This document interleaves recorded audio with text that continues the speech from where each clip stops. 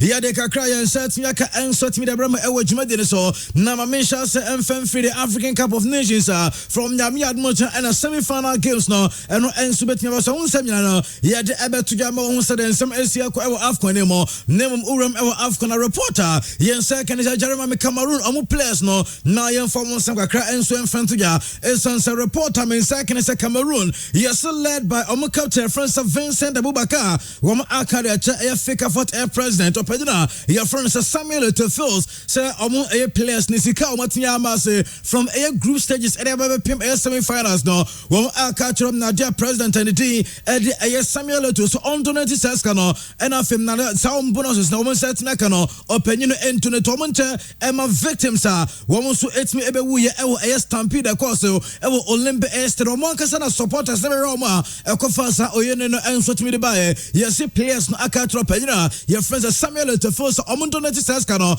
and so infamous victims no and a reporter in Saka Sansem no yet Mamu I are quite significant say an African team. And of course, I am Cameroon national team no Alka champion for Sika. One answer Kokaya AFCON so far from group stages. Edibe drew a semi-finals of Madrino. Sikabia player bia answered Nakano Sabet Nakano. One any Saskano bonuses no and penny for Antonio Saskano and from victims almost be PMO. Nasam Nadia victims are one more answer suffer suddenly a stampede Corso. Olympus Romancasa game and a surge made an answer to me Corso. Now report I mean second say player bia. Na a best over $80,000 naka plebia in Sabaka. Yes, players necessary there be says Canadian Abano and as a president Fred Samuel Otto. When N20 says Canadian Emfa Emam Nadia victims no na bibia and Sonia Kama and no dear Cameroon A players to Monset Maya. Ya Delmitiamo Mabaso Abrantia, your friends of Vincent Abubakar and Michael Inkatui, Cal Toko Ikambi, and of Eric Maxim Chupomotin. I am na Prime Rantin in Yamo Mabaso Frank Aya Thierry, Aya Anguza, where Mamabaso so almost set me at Junior Mino, na Fenipa, almost over Momkofasa or Yenino, when Ediscan Esan Sueko back, saying to Neti Saskan and Massa victims, no, and a reporter in Saka, yet Emamo Ewo A. Jumodis and Nabibia and Swatmaya Kamianko Barcelona, so Namin Fantias and a Barca press conference, Netmiako, so na a Jarobina press conference, ni video, and what we have said is yet, and na Enyasam Ketuakra and Sampi, and open your friends Edward Romeo. One economic vice president at the Barca team no one and open your friends one Laporta at a Quatanasia woman at the press conference no answer to Mr. Shell so open your opinion your friends Edward Romeo and come here the picture no open anyway one and semi pure the Aquaco to your Barca or Musica some said the name of ACT no opinion no Aquachi on any it is all live on Facebook open your friends Mr. Edward Romeo near economic vice president now Ocean Fancy as a timer and some penny for no and one Laporta led administration better take over any for penny friends Jose Maria Batemio the area bano no chronic say ABC and Ranajo Womatia Bomade Asevi 159 million euros ewo wage air bills Ediama club and friends FC Barcelona say before omo airban a car nyach se Barca for Edisika Barca no mutua dem players no nya sim because so buy Edibesi eno na joa January transfer in the near close here no openya friends Mr. Edward Romeo was saying that this administration let me save Barca 159 million euros and no air reporter to your sound no yet na one reporter no so dwumade na say one reporter and we kobusa and some the name some said is yet also there be tobo muntwan no pedino our friends Edward Romeo and fans some more emra winning some the FC Barcelona team no our branch friends Osman Dembele Barca outspending 179 million euros minimum on our branch friends Osman Dembele. Yes, see every goal our branch no cost the Barca 5.7 million euros each minute Obabono cost the Barca 23,000 euros. Sanso and each a gamer our branch bono cost the Barca 1.4 million euros. And this all kabo mana is a boss team no Brantony goes I was minutes I was here kind any games are Branton abono a cost Barca 179 million euros minimum to a club of France FC Barcelona and some pen for the tuja yet Emma Musanso and a year on South Branch and France Dembele no reporter in second say the opinion France and Walla Porta Akaye ewo press conference na and Sam a branch of France Osman Dembele the Omuejide say player no anything for RH agreement is some Omuye Bias Osman Dembele Nanka Omunso ebetia pitch media ma branch no Omukabia on Tiase initial Omuye senka the contract no be extended the man no Omukabia Nontiase Omoya Somo Petim and so the amount of Omaka on Tias was a branch in the not on person general transfer in the Nobacco. Now, also na play and I no credit say a difficult. So and it will be our boss Abatias in the position will be Antias and the credit say it makes sense. Edema play and Ankasa, any club of France FC Barcelona, essence of 6 months I can tell with way born on Emma Umobi into make sense for a player and Ankasa in career and FA club in a subborn Umobi now every year week over 210,000 euros no what did it say make sense Edema club no and on a small penya friends a one Laporta and so dia to and now yet is some and so ben watch no Mammy friend to say Antoine Griezmann Mammy Antoine Griezmann say Uni some they say a deal penny di a one Laporta di tuja say no chronic say already sa a case na kwa prosecutors sa one more investigations Nina Antoine Griezmann ni move to FC Barcelona and our branch at France Malcolm also the move to FC Barcelona no yes they almost some of the akakoma a prosecutors investigations so enti openya France a Jose Maria Bartomeu when Antoine Griezmann agent queen so no one we almost was some ever sounds what one so openya your friends a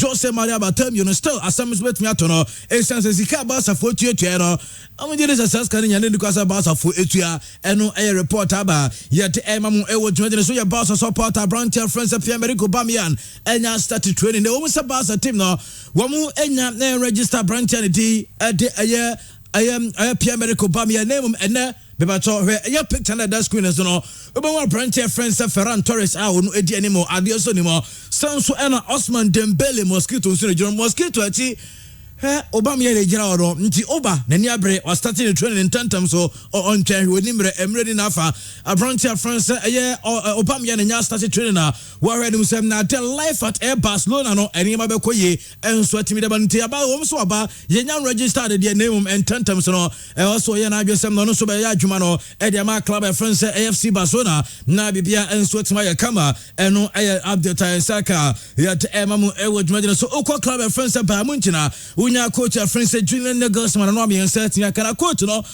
mommy on the wife no na infa o munsem na enfant to your opinion your friend said Julian Nagelsmann unim sem ne so coach na nkasa de atija so opinion no na say the wife no is say the wife no enya sleepless night or da ontimi enda any busa ni sa dem no say da bia o say no the wife ne da wa na the wife na nya ne say adan ne kunu no o da ha na nche ne obete Robert Lewandowski no aboni din obete no ba brantia France Serge Gnabry no oboni din as players na omudi and attempt their coach ne da no bo players ne din enti amemo ya din dia man the wife ne obeti ya desa so da bia na ne kru shout players edin eno say dey say atia ye de emamu e wodwan say the wife betinya ba just adwuma no ojai eno dey for panyar France Junior Nagelsmann aso ya ba ye de emamu e wodwan so Manchester United brantia France Mason Greenwood Mason Greenwood asem no ba bia asem ne kika kono emu ya den dia ma player no wonu say enawia ya EA Sports for omo and a FIFA game boy FIFA game no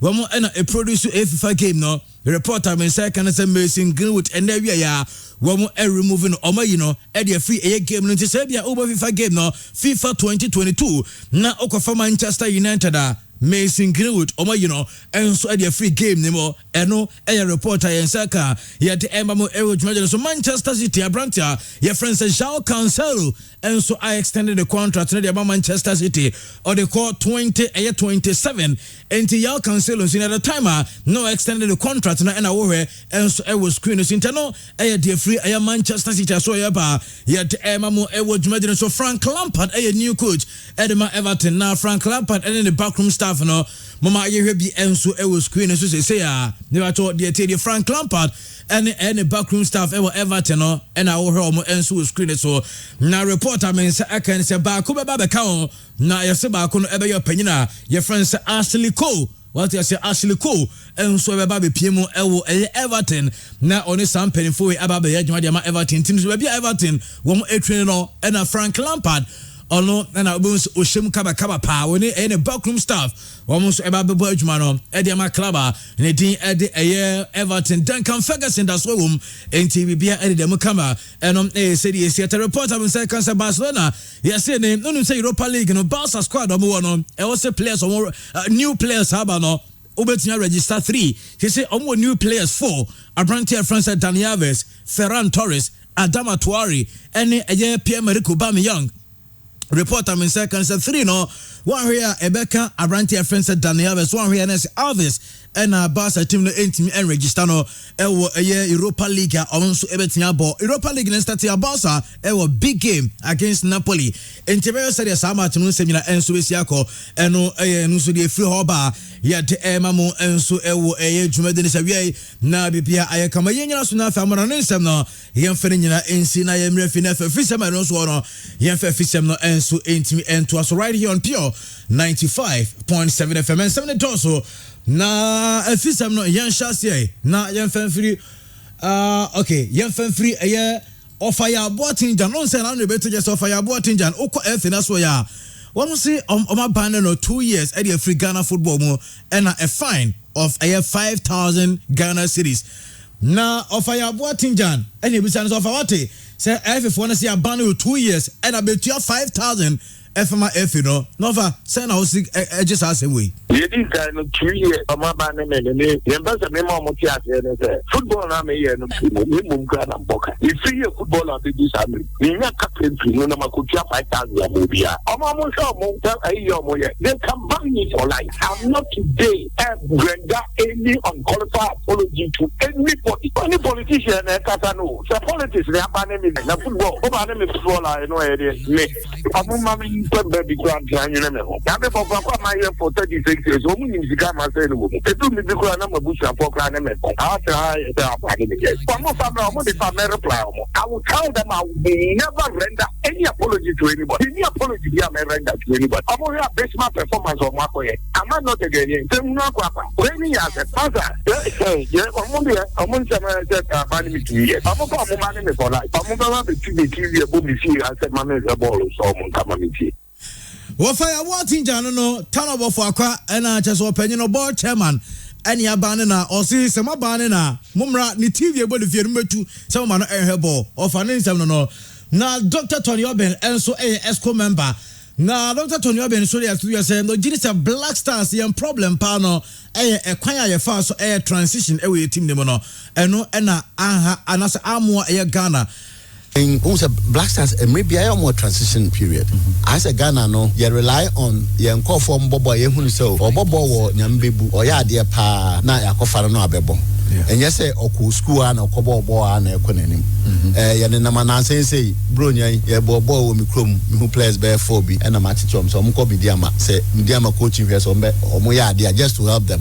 Yan type of you know ntu be hu say ya Black Star no omo beba anya Ghana fon kwa omo beba kudu baby no na omo ana omo ya there no omo fade out na omo replacement it takes time na saying Brazil Anka Brazil when one year 7-1 top players ni fade out into new replacement no omo jive well this is not an excuse so wosha amra Samoajan mo eba mu no na I say penifo na akono no mo ni ade efi ho na fei na omo be wura mu nti yakra na ani gidie wo mu Samo kaya 2005 because na Ghana ni Congo kwabo sata na ye this sponsorship na eba no radio stations pa o ye be say Ghana 3-1 10 negative predictions inti omo ko Congo na atam na announce you know omo ko na say omo ko share one o sanka omo share na yanji goal no say bibisa for me it is transition.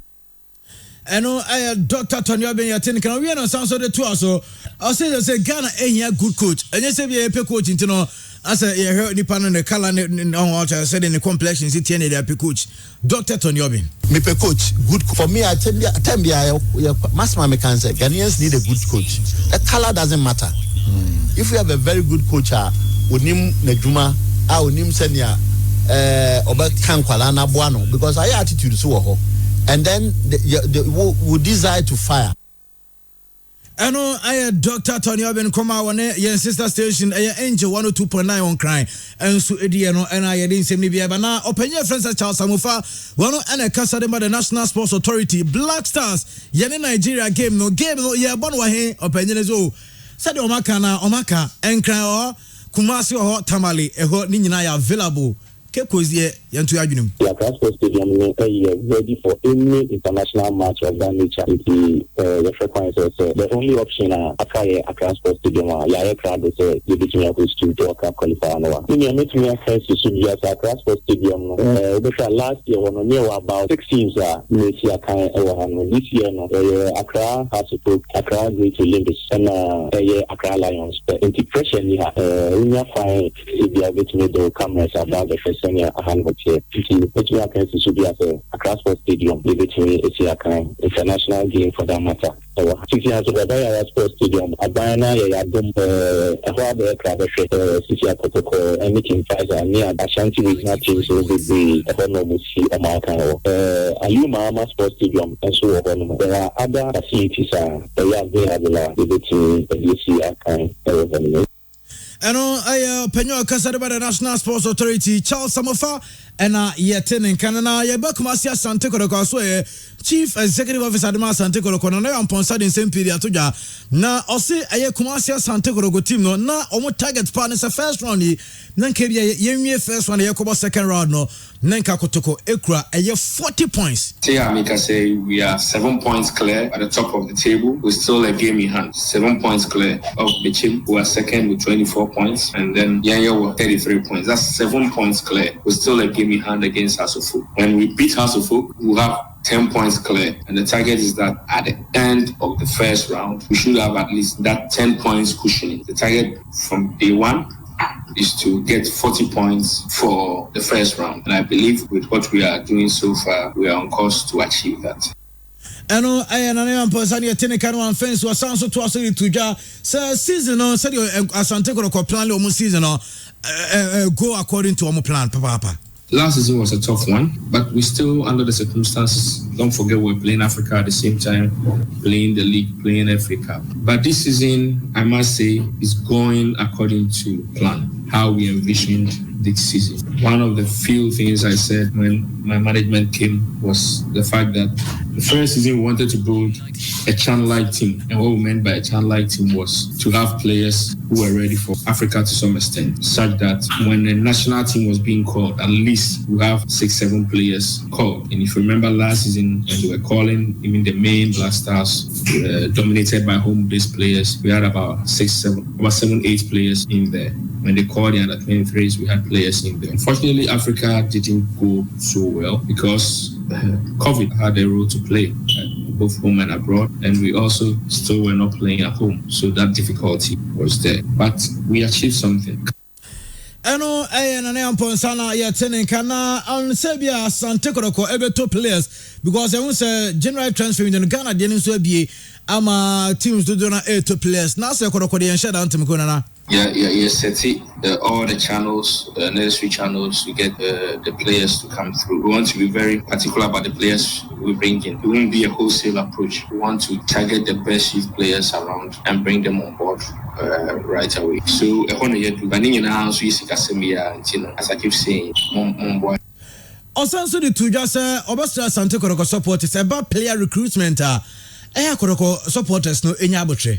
Everybody's calling his name. He's coming slotted in very well. Now, me can say, do recruitment. Recruitment. I'm going to say, trust us to do what is right for the club. Say, go find Division 2 nearby.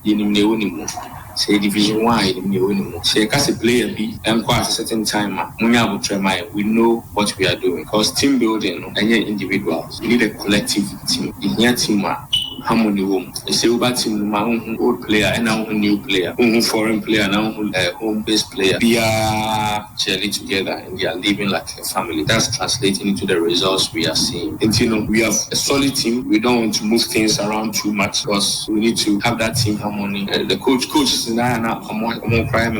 selection headache and it's not easy. All departments, who would have thought Isaac Opombe Prama will be off for so long and people are playing. I am feeling too much. Fabio Gun were craft for so long. You finished too much. Clinton Opoku, you know, because Ubi Pra and I say Ubi touch man, we have somebody to replace. So that is the kind of team we are building, and we hope so will continue to push.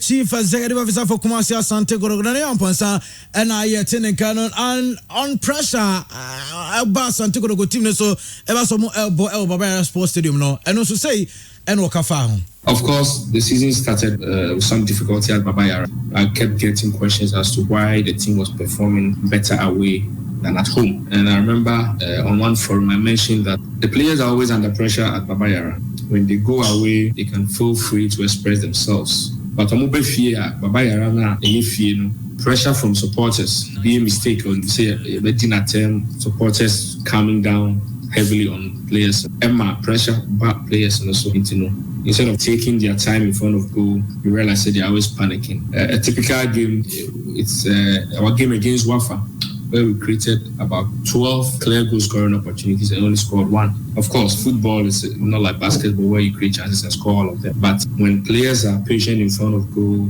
and they play under less pressure, then obviously they'll be able to convert more. Of course, Kotoko will always be a pressure team. Kotoko will always be a team that supporters will demand. And when we bring in players, we look at their temperament because they need to be able to stand it. But all we are calling for is a balance, where we'll be a bit more patient with the players so they can perform. I remember after one of my interviews where I mentioned this, there's a bit more patience for the players at Baba Yara, and we are seeing the results.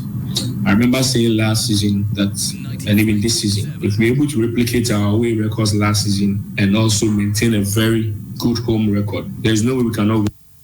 Nane Amponsa and a ten and Adakuja project no Kodoko Nana as a son I yante Monkao. I know the better movie and what's some crowd to say? When are we completing the AJ project?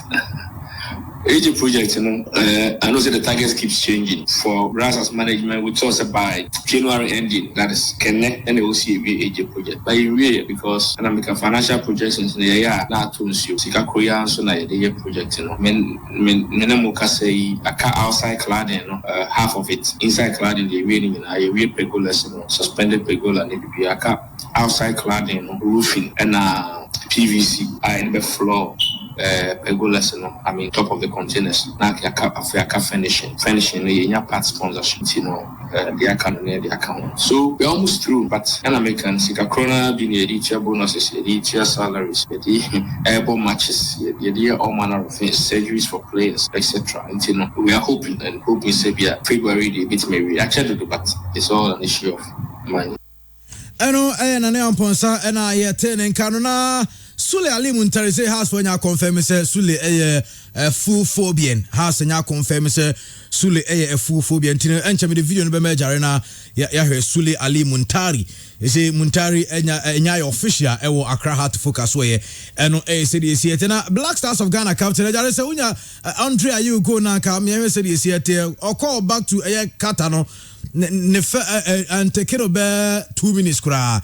Ena Andre Ekonyagu edema ni team no ati ase na yare se ka unya de Ayew go na ya hear say this yet ofri touch like whole realm na se ball na corner okoya na okopem ball na to net se de gusu I know and panai ball na ko to net de Ayew no ya changing or free touch line straight to so Ekonyagu to on eba de changing we are oba no walk towards goal post na ball no corner kick Ede Emma ni team no what I say de rap na panyan we are under 1 minute cry Andre no Christian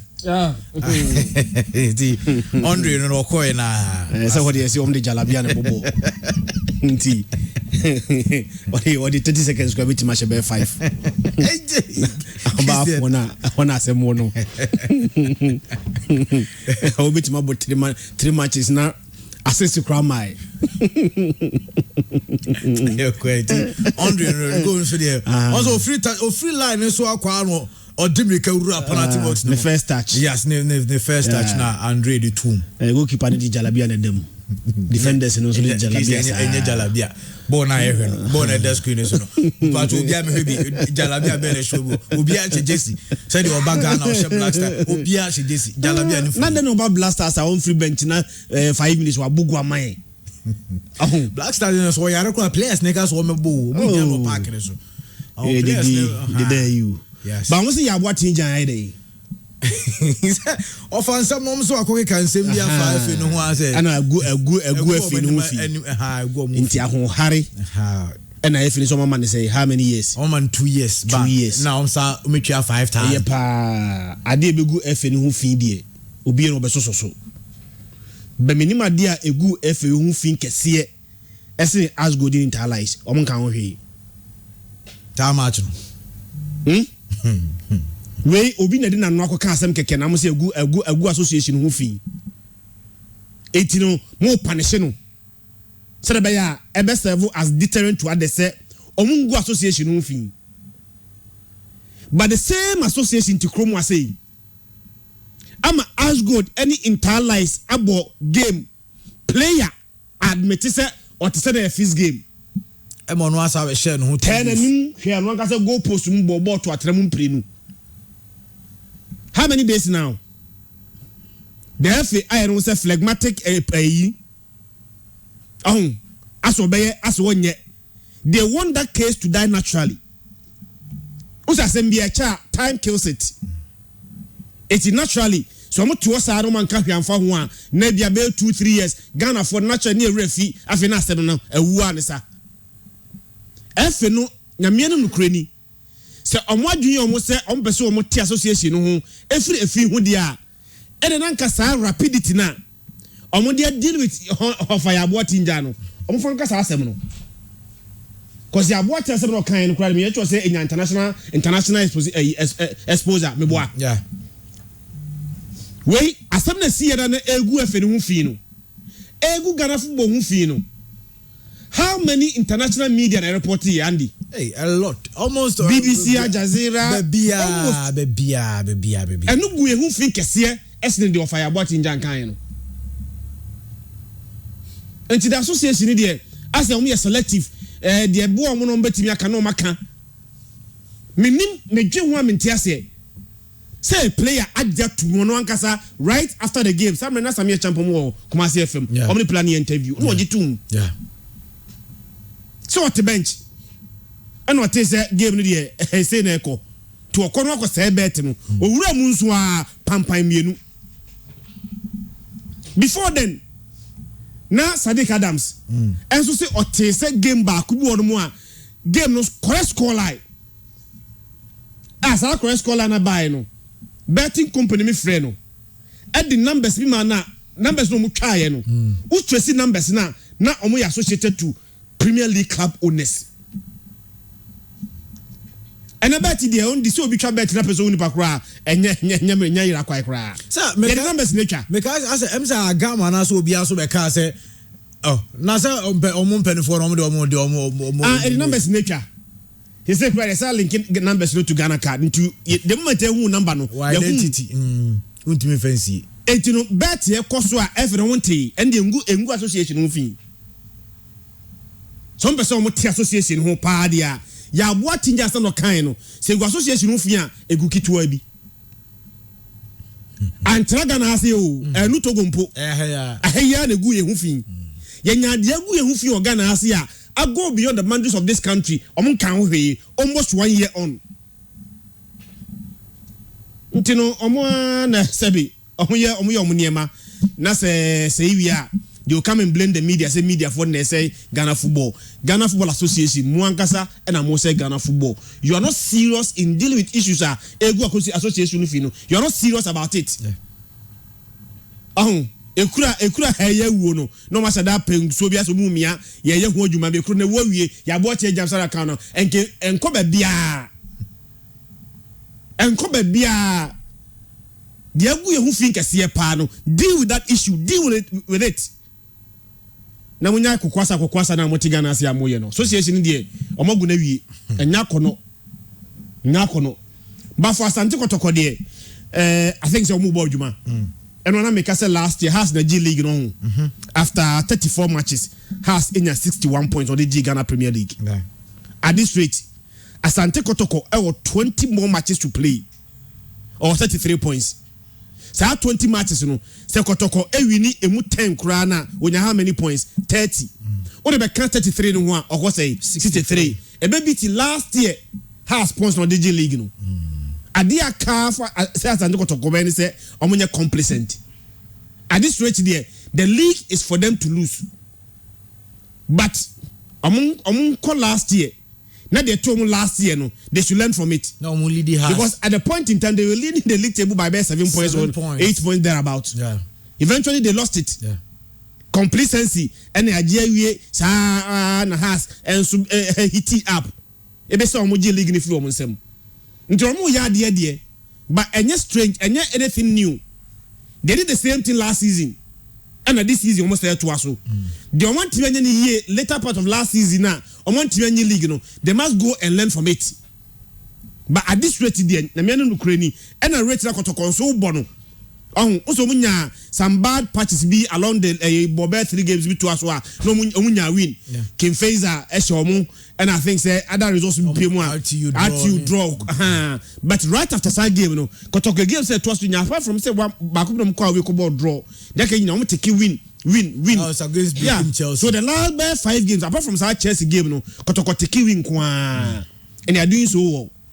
The most important thing is that they must go and learn from last season. Not the two mono and repetibium because what has supporters in team fan chomo. Sebisa sibiumwa. Omu team fan cho. Last year was the first time. Say one league bear 7 points. No Alusu league Now the following year, what's the same opportunity? What's Alusu league na omu fan cho. Until league there, omu ya there, but they should guide against complacency. Now omu signing so there. Second to quiet signing. Justice Blade. Major signing.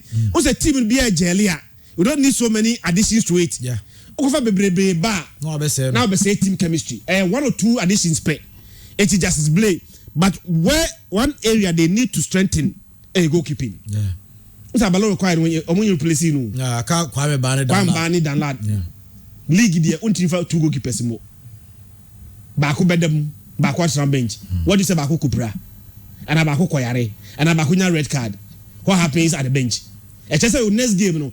But how could them brown goalkeeper at the bench? Because is our goalkeeper catch on Kofar, but also we're proud almost in your surgery. Yeah, and to know as me available for before the transfer market we be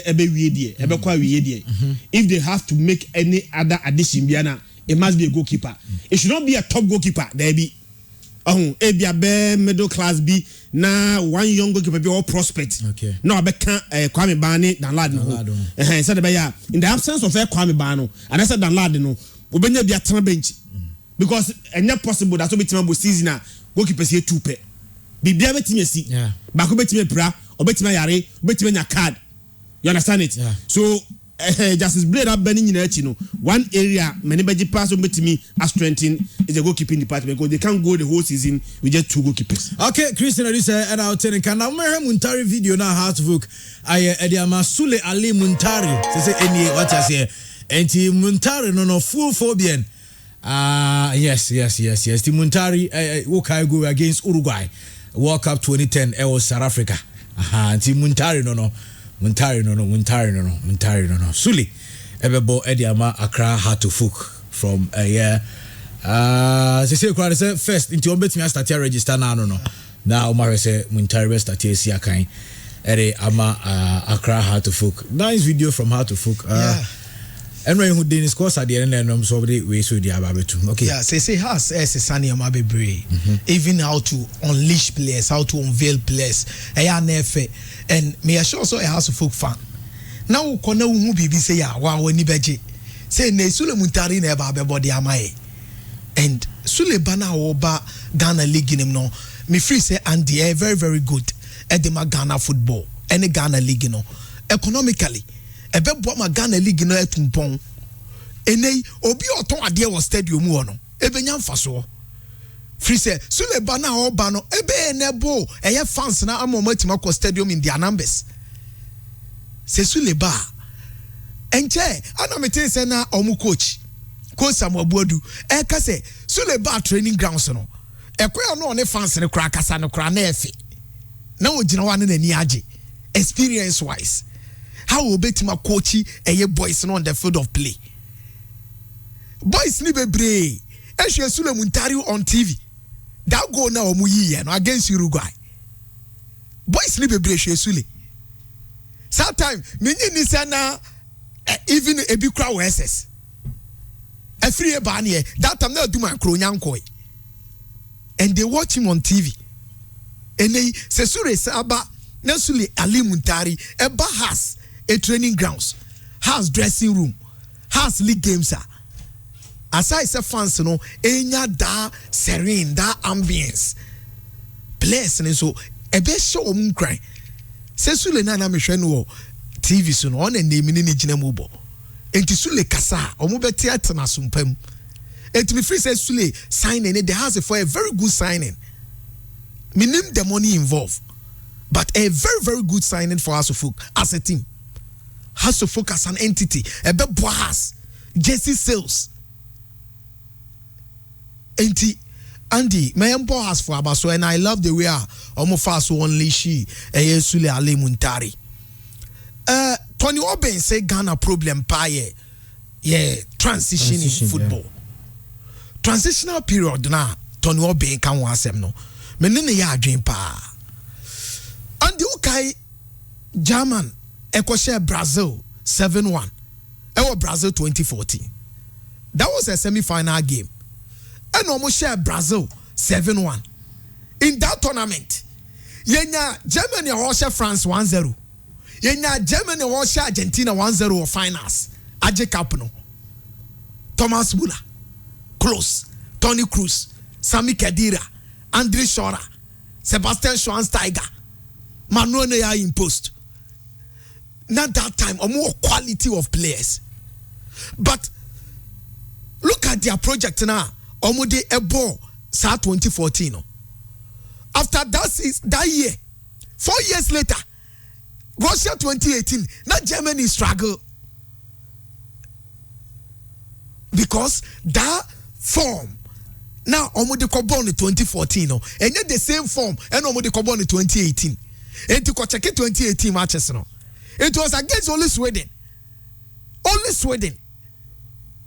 and Omutimi show omu 2-1 Mexico share no South Korea share no 1-0 not even a group stage Anna Germany timi a progress koi and yet young German after say omutimi ko tetoye e Russia 2018 no project o master start how omusi shisho omutimi neba Italy and Timon qualify to Russia 2018 but check it Euros na no ade boy no one Nigeria Italy Nigeria yeah omani ku omu team ne ho but e die enche ne ko Egypt e ko jigu ye na ye Lambastie players ne say omo team through semi final not even at the quarter final omo through Andy ni ebu ofu ye kasa years later not even qualifying from the group stages enti ye ne da bia ye decline ye die ye ntimi nya BBC ye ko yanim kata 2022 obewu Germany ball on beba bebo o ma sit back and omu ye omu team ye but ye die ye ko form no ne se ye ko form enti ne Tony Obe ya adwen Mr. Tony Obe say Ghana ye problem ne pa ye transitional project ye for ye ni nkon no but in football transitional project very key e bia ne se mo ka say abarako enti kotokofo one o mo hwede na ba already mo two goalkeepers the transitional process very very key in our football enti me free say I want say Ghana ye me ani ko ye pa any development plan for young football, even your national team see. And don't even say under 17 March or move about tournament. Wafu. But as of January, no more sufi. Last 2 weeks, no more camp. They should have come like 6 months ago, 7 months ago, 8 months ago, just to propel the team very well. Not to my jelly. Now on her Black Stars on. Who do you say? Your ball after last match be over a weekend. Getting to like 2 weeks now. Yeah. I yɛne Nigeria ba bɛbɔ saa work but re team no yeah afei na FA kɔ Germany kɔ akɔpɛ the coach ɛna aban so wa se super coach yeah technical you no yeah this is technical team you no yeah bɛbɔ a crucial game against Nigeria even when you cry bɛbɔ game no cry ɛno cry sa akɔ man so twi ɛno na Mr. Chasamofo ka ɔse se Kumase Tamale any Accra na aka na enye Kumase na share Egypt says one yeah and what is wrong the only thing on be ya ne say omunye serious no mo prepare team ni ye omumla no mo ne timamufo ne mekasa se Kumase for yaba yenim se Kumase eye football ajosuo dia twemu bia ye slem mo mfa nche ye mo nkire nie hiase e bekọ World Cup no na mo ne timamufo ne nkasa on be gia tum aba be tawachi eye bibi nkitinkiti amafo buofu no still e wo so nya abotre no mo kasa but ye mba e me defend dia wo ye ya anya yie dabi you should accept it in a good faith say nei Blasters team enye ebonko team ne nya kura eniema nye ento mo mani nko that transitional project no enu na hia so after the Dayu after Jordan Joma Babe ye one mo neba e won also mo mani ko quality players mamen kana ne amponsa asem ne kakra na ne amponsa say omo da yeson ene say na eniema beko yen is going to their plans also omo hwa ni muso benya 40 points in the first round afei recruitment won sensem no eya abotre enya rushing bia this time round omo ko ni wholesale approach omo plan ye menena na ya oya adwen say Christian Edikaka say recruitment won sem no say team ni jelly ye na team ni boy ya yensa nkofo bebre megum wholesale approach no emmemu ho they should maintain the squad coach no enwu baby asim towo you augmenting with one or two players you are good to go unless say bia when you some depletion be or baby now if you say on me call augmenting me call strengthen ho that is when bia be call for some players enti won me ne ya adwen pa na ne on sem na o kani nyam ne ya adwen 40 points no ka so mo pe no e possible eni kotoko any as a folk standing game bo league games no kotoko about 14 enti they have another 2 games ebo emo 9 points and kotoko capable so mbetimanya da 40 points no eni eme ko yema no this season Andy 40 matches na kotoko abo no wa win 10 wa draw 3 and we lose only 1 okay so who can ofia oni Bechem United ena obia wo 19 points Bechem about 7 matches though but kotoko about 8 matches omunyina on 19 points it tells you say kotoko a very good home record okay very good football power ofie but na no on some no ka say first not pressure our boys in so no e normal emle bi obekan e ma ye ka kire no me sure say what ne ma say because uko Barcelona omo trust no ye from boys also no ye crazy boys Camp Nou omo sorry even we a president on betima ye campaign etia uko Madrid ultrasu only their friend Jose Luis Ochaita how omo ha Real Madrid fans no up ko Borussia Dortmund Signal Iduna yero wo no sa ultras na PSG for so sa ha dwene sa tende home is where the heart is okay home any baby akoma ne wo enti me free se kotoko eni eme ekoye yemo na na ya ne administration no abaso mo ye adwuma and things are going on well as they plan and said okay na okay me ban ma we George nche ne mo ma menka say trade wins kemesa ko fe no padi aba for pain tablet and so